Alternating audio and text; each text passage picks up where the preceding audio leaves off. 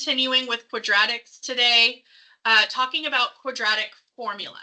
Now, before Thanksgiving break with quadratics, we looked at factoring to solve, and we looked at completing the square to solve. Okay, and both of those are good methods. You can use them to solve. And when we did them, I showed y'all in Desmos. I said, if you graph your quadratic in Desmos, you can find your solutions as well. Graphically, what is it that we're finding? Whether we do factoring or completing the square or the x-intercept, that's it. So just for an example, okay, this one that's given to us that's worked out is 8x squared plus 7x plus 1. Okay, so 8x squared plus 7x plus 1. It's from. Oh, cool. Thank you. Okay, so here's that quadratic. Okay, so before the break, we're like, oh, just graph it. Boom, there's my answers. But what do you notice about these solutions? Yeah, these are not integers, and they are not decimals that can be written as fractions. It's not like 0.5 that I can say, oh, that's 1/2. Okay, or 0.3 repeating, I can say, oh, that's 1/3. Okay, those values that can be written as fractions or their integer values, those are called rational numbers, right? These ugly decimals, as you'll hear me call them, are irrational numbers, okay? So I can't just come here and click and see my solution because it's just giving me a rounded decimal. That's not the exact answer, okay? And the solutions that you're going to be giving for your irrational solution are going to be the exact value, which means they're going to be left as radicals, meaning they're going to have the square root symbol in them. Okay, we're not going to do rounded decimals. Now, you can work backward if you have a multiple choice question. So for instance, in these notes, let me split the screen here so I can show you what I'm talking about. Okay, in this worked example, they come down to this, and they've got their solutions, and they've got a square root in them. Okay, you can type those answers in. Like, so let's say this was answer choice A in a multiple choice question. You could type in -7. And actually, I want that negative in the numerator. Not that it really matters, but. Okay, so -7 plus the square root of 17 all over 16. Okay, see how that's the solution it's giving me right here in this example? Okay, I can type that in and see what it is as a decimal and then compare it to the decimal in my graph, and what that one doesn't match, does it? Let's see, does it match that one? Pretty close. Let's see, did I type it in all correctly? 8x squared plus 7x plus 1. I did. That really should match closer. Oh, I put 17 in the denominator, not 16. That's why. There we go. So 16. So now you can see that decimal, see how it matches? So if I had a multiple choice question and I could type these radical answers in and see what are they as decimals, then I could just match them to my graph. So that's what I'm going to suggest you do when you have a multiple choice question on a test or a review, for instance. Okay, but if it's not multiple choice, you can't just plug it in the graph and tell me this decimal. We want the answer in simplest radical form, meaning we want the exact value. Okay, so if you have answer choices, yes, you can work backward from them and just match your decimals. But if you don't, you do need to be able to work this quadratic formula. So quadratic formula, this should ring a bell. Maybe it's been a couple years since you had Algebra 1 maybe, and you've worked with this, okay? But remember, standard form of a quadratic is ax squared plus bx plus c. So in this formula where you see all these a, b, c's, that's what we're referring to up here. Okay, so the a value is in front of the x squared term. Okay, and it gets plugged in 2 places in the formula. Okay, you can see that in this example. The a is 8, so the 8 is plugged in. You can see here and here. Okay, the b value is the coefficient in front of the x term. Pay attention to the sign, it goes with it. So in this example, b is 7. Okay, and now b gets plugged in outside in the front with a negative, and so it's the opposite sign. And first thing inside, it's being squared. When I say inside and outside, I'm talking about under the radical or not under the radical. Okay, so that 7 got plugged in here and here. And then your c is the constant. Okay, in this example that's worked out, that's a 1. Okay, and you can see c is multiplied under the radical there at the end. So you can see that 1 was plugged in here. Okay, so that's all it's doing. You've just got to know the formula, and then you're just plugging in your A, B, and C. Okay, and then you reduce. Okay, now, sometimes the reducing gets more complicated. We're going to look at some examples on the back that show how complex they can get, but we're going to start a little more basic on the front. You can see once you plug these in, it's just simplifying. Okay, now they got to this point where they have -7 plus or minus the square root of 17 over 16. You can leave your answer like this. This is totally fine with that plus or minus in it. Or you can separate out that plus or minus right there. You can make it 2 separate. You can have one with a plus and one with a minus. Other than that, they're the exact same solution, right? But it's 2 different places where your graph is crossing the x-axis. So there's 2 x-intercepts here because of that plus or minus. So far, so good? All right, so that's all we're going to do. We're going to apply this now. We're going to identify ABC and plug it into the formula. Now, for remembering the formula, some of your Algebra 1 teachers may have sang this to you. Does anybody remember a song for quadratic formula? No? I don't know if I've had anybody today that had it. That's surprising. What? But y'all know the children's song, Pop Goes the Weasel? Yeah. Okay, so if you sing this to Pop Goes the Weasel, I guarantee you will remember it better than just trying to memorize it without a tune. Okay, it's scientifically proven you can memorize or remember things better if they're to a tune, okay, or to a song. Okay, so I'm going to sing it for you. You don't have to sing it out loud when you're doing it, but I tell you, I sing this every time in my head when I'm having to write out quadratic formula. Okay, so it's to the tune of Pop Goes the Weasel. It's x is equal to -b plus or minus the square root of b squared minus 4ac all over 2a. I'll do it for you one more time. X is equal to -b plus or minus the square root of b squared minus 4ac all over 2a. Okay, so that's how I remember it. You don't have to sing it out loud. You can do it in your head, okay, but it's a good way to memorize it. Okay, so now we're going to apply this. We're going to identify our A, B, and C and plug them in to these equations. Okay, so what is your A value here in this first example? Just the 4. Okay, the number is the A, B, and C. The variables x and x squared, that's not part of the ABC. Okay, it's just the number in front. Okay, and what is your B? Good, I'm glad you said the negative. The negative is part of it. -9 is your B. And then your C is -1. The negative is part of it. Okay, now, when I go to plug in my formula, so it's negative, and then I'm going to have my B plus or minus the square root, and I'll have my B squared minus 4, my A, and my C to plug in. All over 2A. Okay, so this is where everything's going to get plugged in. So I'm going to identify, we said A is 4, so that's going to go here and here.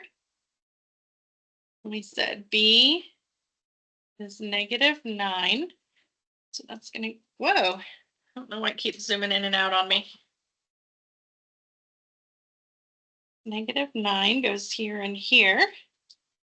And then your c is -1. It goes out here. Okay, so A, B, C get plugged in. So now it's just simplifying. So when I have a double negative here for my -b, because b was negative to begin with, and there's a negative in the formula. What happens with the double negative? The negative times the negative here. The positive. Okay, so -9 is going to be +9. Okay, so this is going to be 9 plus or minus. In the denominator there, 2 times 4 is 8. So really, I just need to simplify what's under that radical and what's under that square root. So it's important that you put the parentheses around this b value, because if I were to type this in, and you can use Desmos, you do not have to do this in your head. So if I were to come to Desmos and type this in to figure out what that is under the radical, okay, if I type in parentheses -9 squared minus 4, and then A is 4 and C is -1. Okay, it tells me that that's going to come out to 97. So under that radical should be a 97. But look what happens if I had typed that in. If I had not used the parentheses around the -9, it's a completely different number, isn't it? Yeah. So it is very important that you have those parentheses. If it's a positive b value, it's not going to make a difference. But when that b is negative, if you don't have parentheses, you're going to get the wrong answer under there from Desmos, okay, or your handheld calculator.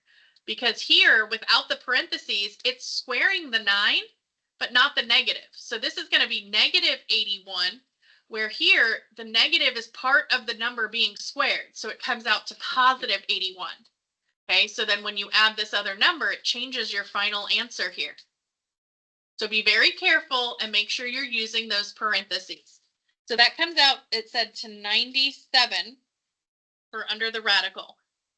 Now, the thing is, if that value under the radical can be reduced, okay, or this radical itself, I should say, can be reduced, we want to reduce it. We want to simplify the radical.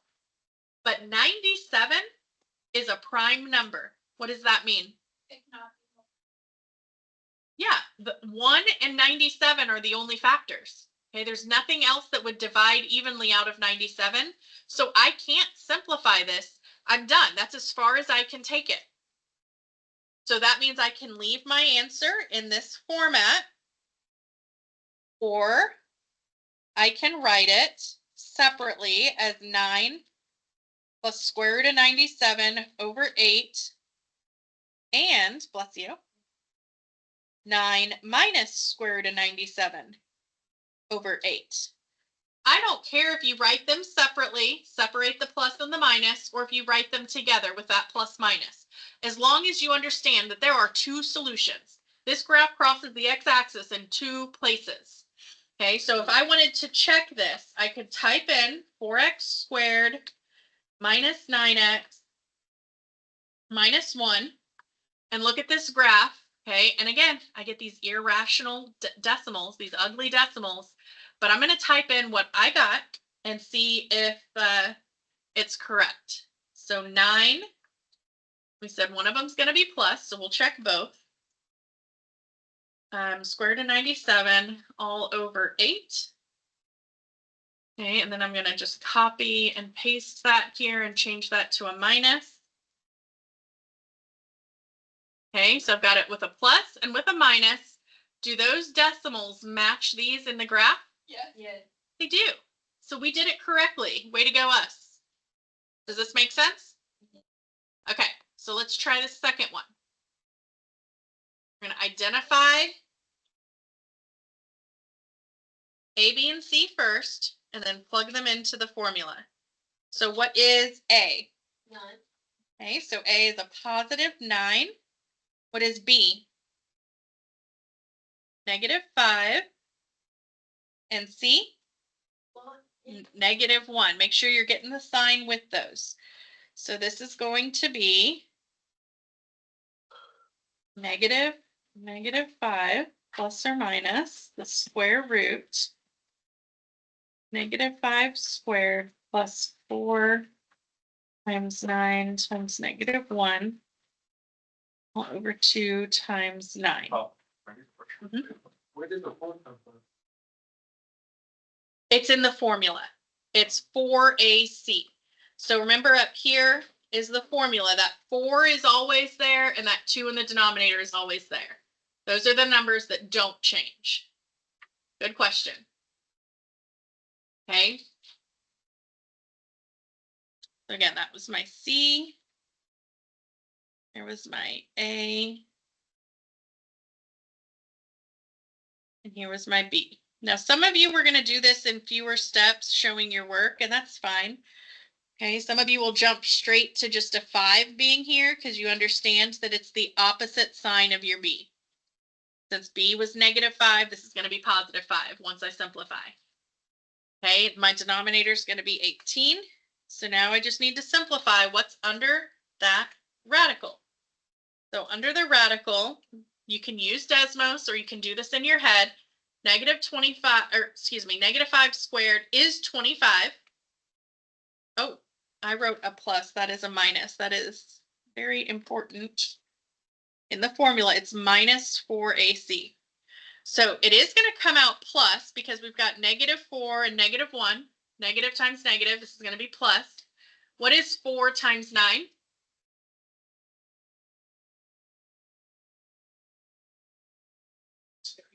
36, and then times 1 doesn't change it. So this comes out to positive 36. So we've got 25 plus 36. So this comes out to 61. And you can do that in Desmos. You don't have to do it in your head. That's okay. All right, now, is 61 prime, or are there some factors that I could maybe try to simplify? Yeah, 61's prime also. So that's as far as I can take it. That's my answer. Now I can separate it and I can check it in Desmos, but I'm going to save us some time and tell you it works out. It checks out. Okay. All right. Now the ones on the back get slightly more complex. We may only have time for one of them. We'll see. Let's see, how much time do we have right now anyway? We'll see how long it takes us to get through this one. Okay. So what do you notice that's different to start with on these two? Yeah, it's not set equal to 0. So it's not in that standard form, that ax squared plus bx plus c equal to 0. That's the form we want it in. So can we move the terms all to the same side and get it set equal to 0? How do I move this 11 over to the left? So if I subtract the 11 over, so it's going to be minus 11 equals 0. Let's go ahead and do that for D. What would I have to move on D to get it set equal to 0? Yeah, how would I move that 2x? It is a positive on the right, so I'm going to move it by also subtracting. So I'm going to keep it in order, though, of x squared and then minus 2x minus 31. So I can go ahead and get both of those in my standard form. Now they look more like what we were doing on the front. So I'm going to identify A, B, and C. So what is in this first one on the left, this example here, what is my A?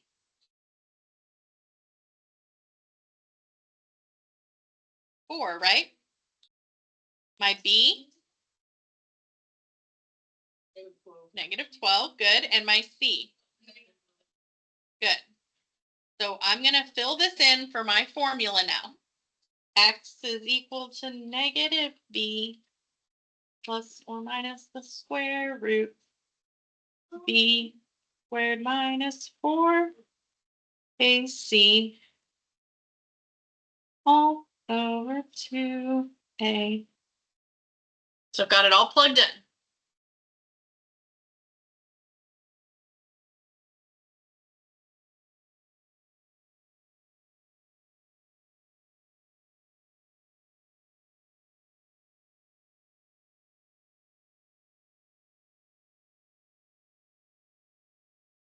So far, so good.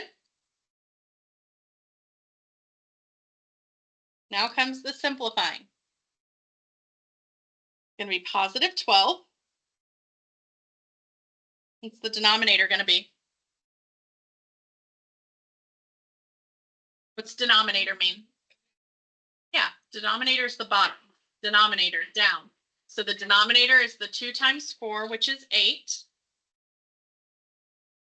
Okay, so the tough part to simplify is usually what's under the radical here. So you can type this in without the radical, just type this in as we wrote it in Desmos, have it do the work for you. And I'll tell you, this comes out to 320. Now we are not done, because what is different about 320 than 61 or 97 that we had on the front? Yeah, it can be reduced. It is not a prime number. I immediately know it's not prime because what can it definitely be divided by? It can be divided by 10 because it ends in 0. What else could it be divided by? 5 because it ends in 0. What else could it be divided by?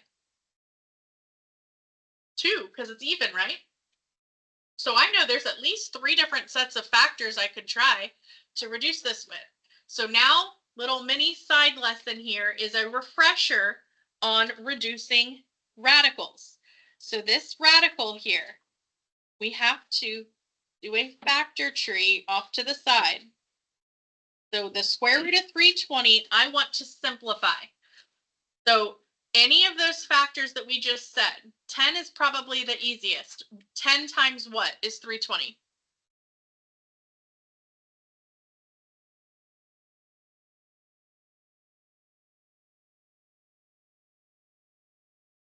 Okay, if you don't want to use the 10, if nobody knows, give me any 2 numbers that multiply to 320.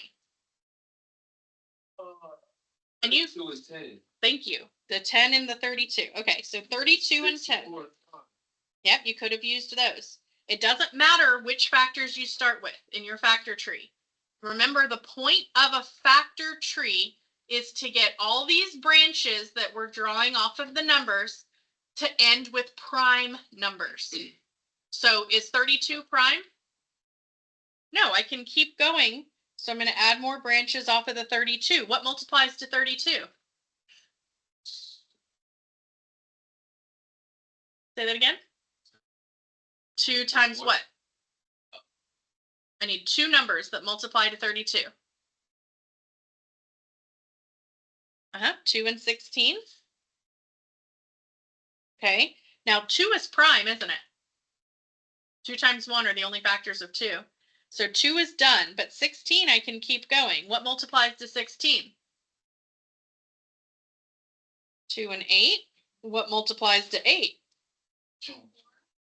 What multiplies to 4? Okay, so all those are prime, but 10 still can keep going. 10's not prime. What multiplies to 10? 5 and 2. Now, are those both prime? Yes. Okay, so I've accomplished my goal of getting my branches all ending with prime numbers. Now, the whole point of a factor tree is, if you need to write this, you can write this. Some of you won't need to write this, but what this is telling us is that instead of the square root of 320, I could write this. There's 1, 2, 3, 4, 5, 6 2s and a 5.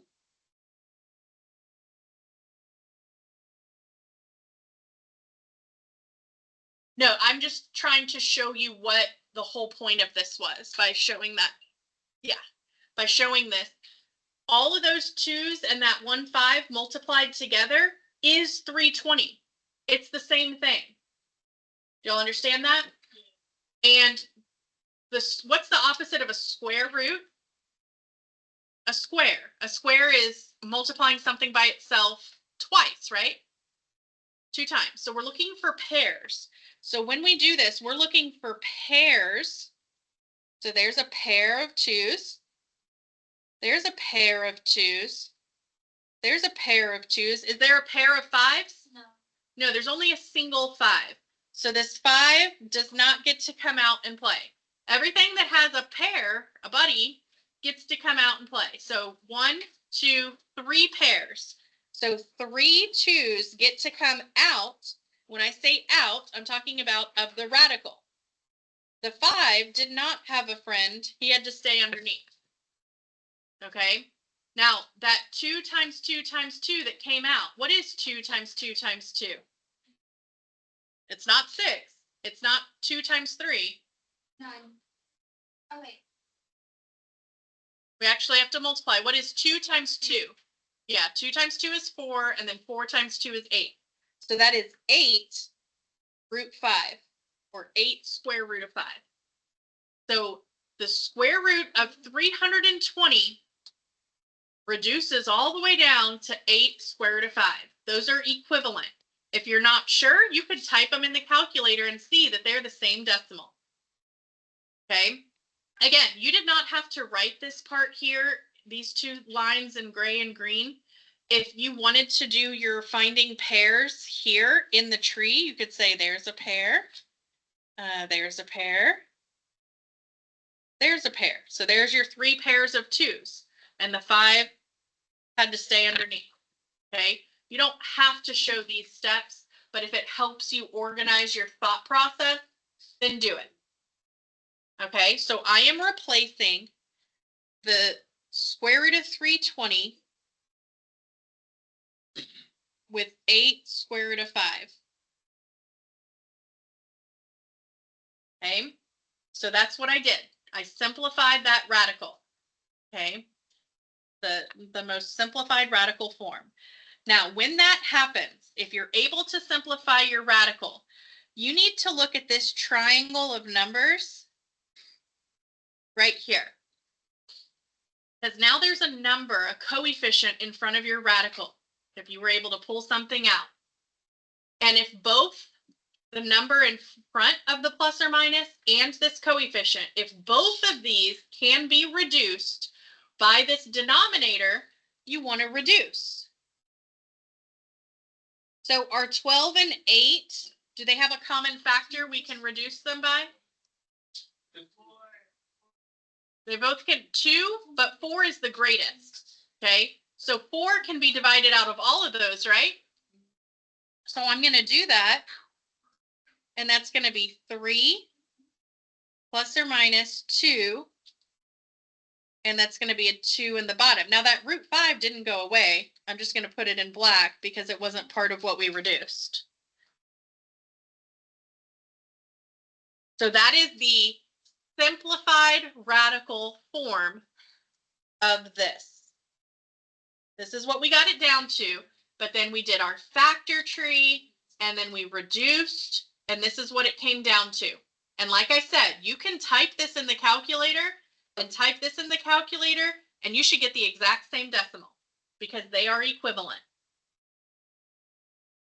Okay, and then you could separate it and write it with the plus and with the minus if you want to see that there's 2 separate ones. And you could check that graphically and see when I graph this, okay, when I had it set equal to 0, if I were to type in this standard form and go click on the zeros, it would come out to what this does as a decimal. You're welcome to check that. I'm trying to save us some time and tell you it checks out. I showed you how to check it on the front. So far, so good? All right, I'm going to skip then this D over here. Y'all could try it if you want, but I want to get us through these notes. So I'm going to jump straight to this application problem. It says, for a science project, Joseph launches a model rocket. The function h of s equals negative 3s squared plus 6s plus 45 represents the height in feet of the rocket after s seconds. So the height equals this equation where s is seconds. How many seconds will it take for the rocket to hit the ground?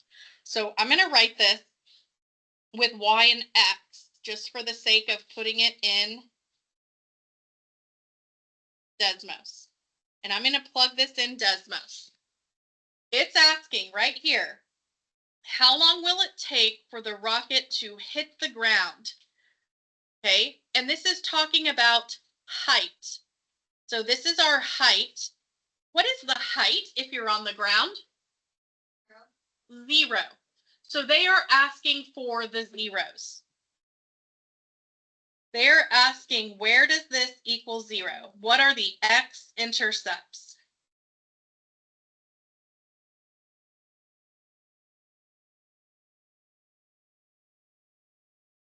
So that's all this is asking for. So we are going to be able to do this by graphing that equation. So negative 3x squared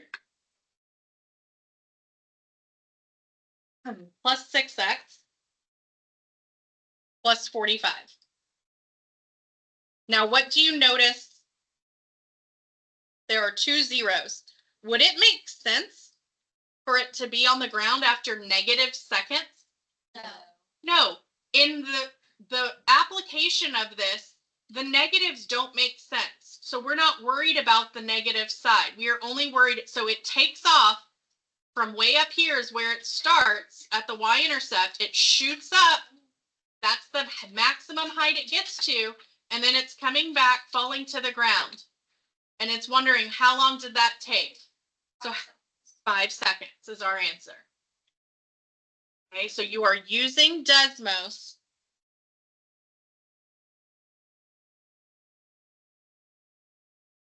And it's at 50. That's at 5. That's at negative 3. And you can make a note to yourself that the negative does not make sense in the context of this question.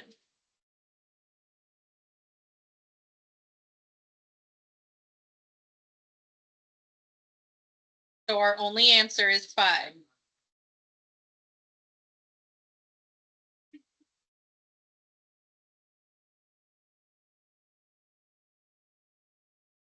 I'll have a good one.